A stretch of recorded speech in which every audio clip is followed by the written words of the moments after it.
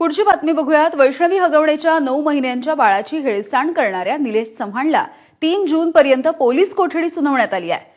भारत नेपाळ सीमेवरून निलेश चव्हाण याला अटक करण्यात आलेली आहे आणि त्याला शिवाजीनगर कोर्टामध्ये हजर केल्याच्या नंतर कोर्टाने हा निर्णय दिलाय। नेपाळवरून विमानाने निलेशला घेऊन पिंपरी चिंचवड पोलीस मध्यरात्री 2:30 वाजता दाखल झाले। गेले 10 दिवस हा निलेश चव्हाण पोलिसांना गुंगारा देत होता।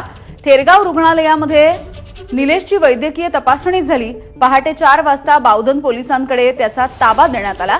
3 राज्यांमधून प्रवास करत निलेश नेपाळमध्ये पोहोचल्याची माहिती मिळते आहे। तिथून पुन्हा एकदा भारत आणि नेपाळच्या सीमेवरच्या सोनोलीमध्ये तो आलेला होता आणि तेव्हाच त्याला पोलिसांनी अटक केली।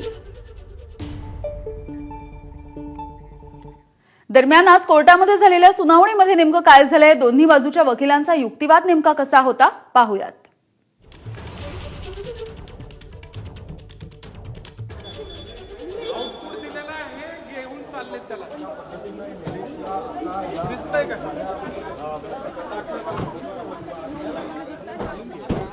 एकवीस मे पासून फरार असणाऱ्या निलेश चव्हाण 5 राज्यांमधून प्रवास करत होता। नेपाळपर्यंत तो पोहोचला। फरार निलेश चव्हाण याचा बसनं प्रवास करत असतानाचा एक सीसीटीव्ही फुटेज सुद्धा समोर आलंय, बघूयात।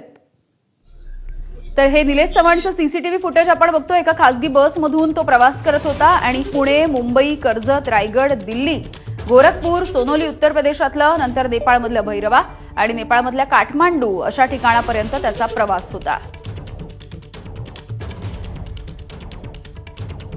तर गेल्या 10 दिवसांमध्ये निलेशनं नेमका पोलिसांना कसा गुंगारा दिला ते सुद्धा जाणून घेऊया। ऑनलाईन व्यवहाराने लोकेशन कळेल म्हणून तो रोखीने व्यवहार करत होता। रोखीने व्यवहार करण्यासाठी लाखो रुपये त्याने सोबत ठेवले।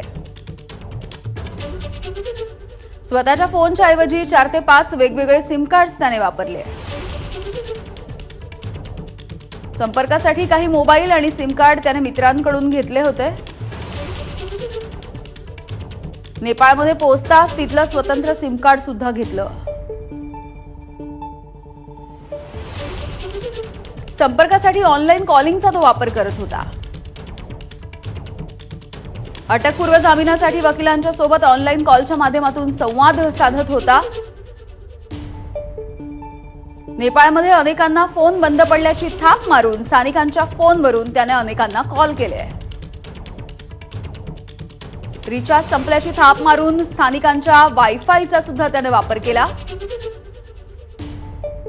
स्वतःची गाडी वापरली तर सीसीटीव्हीमध्ये दिसू म्हणून खासगी गाड्यांचा तो वापर करत होता।